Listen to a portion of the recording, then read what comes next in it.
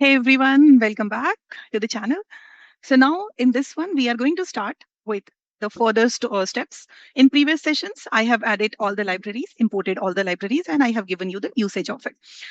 Let's quickly get to the next. I'm starting with st. As I've said that I'm taking st as alias, and I'll call header, st header. And header, I'm going to put nothing but my channel name, Polymath Learning Chatbot. Okay, that's the header. What exactly it does? It adds a big header at the top of the Streamlit app with the text call Polymath Learning Chatbot. Okay, let's run it and see what exactly it does. Let me just stop. I have already executed it, so I'm just stopping it by clicking Control C. I am going to run it with using Python-m Streamlit run app.py. So this is the app.py, which is my Python file. This application I'm running. After running it, automatically it is going to the edge, but I wanted to give you a clean picture. So you can see now the Polymath Learning Chatbot is seen here. So only after writing this line number 7, we are able to see the header. Next line, let me write line number 8. I will start with st.sidebar. Why exactly sidebar?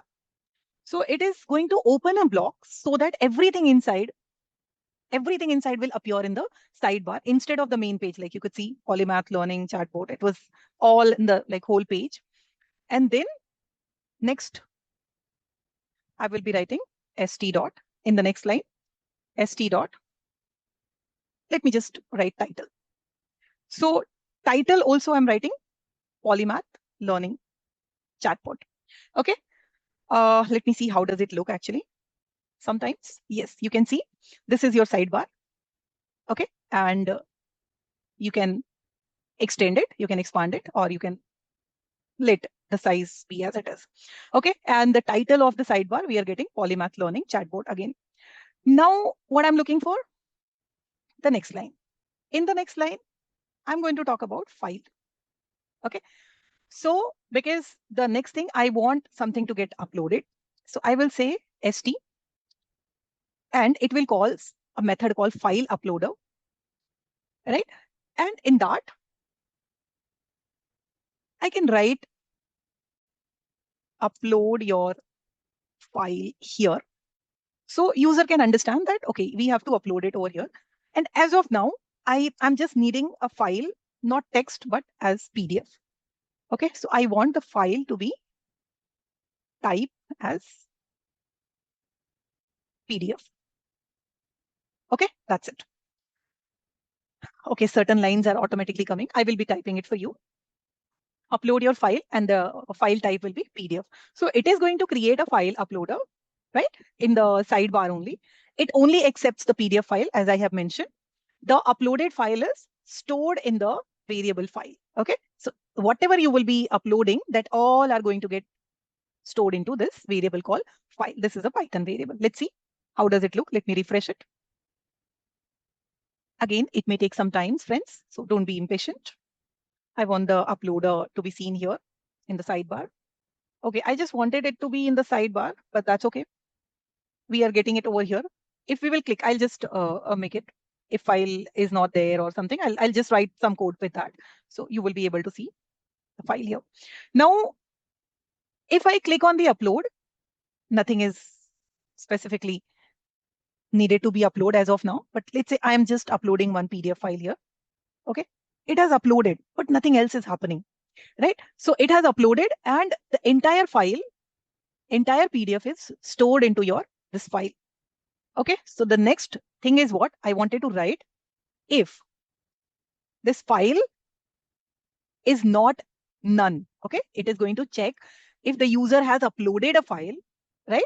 If yes, the user has uploaded, the following block of code is going to run. If it is having some data and the file has been uploaded, then only it will go to the next line. And the next line is what? I should say PdfReader. I will take one variable called PdfReader only. I'm not changing my code. And I will call this PdfReader and say that read it. And what I will pass the file, because here only we have all the data. Okay. So it is loading the uploaded PDF file using the PdfReader class. Okay. Let's check that. Okay, let me upload it once again. I'm taking any random PDF. Got it? So it has taken the further steps I'll be showing you. File is there. So of course it is reading the entire file. After reading it, storing the file into the PDF reader. Then the next thing,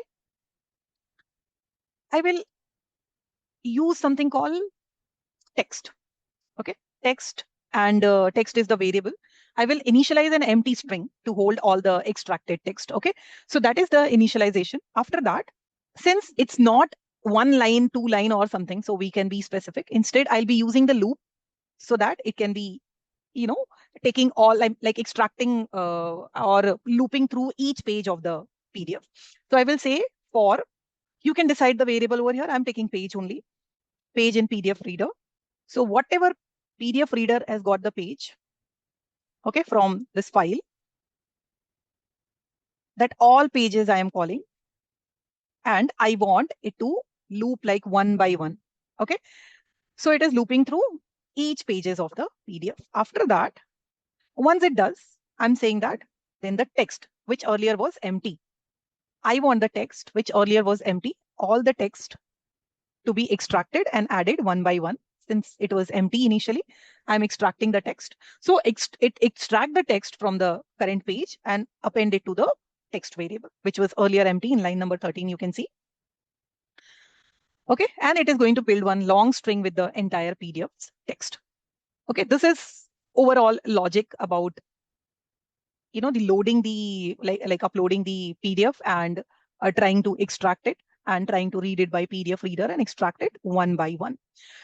The next part, we are going to discuss about how after uploading, how we can ask the question, how data is going to convert it into the chunks, and then the chunks is going to get converted into the embeddings.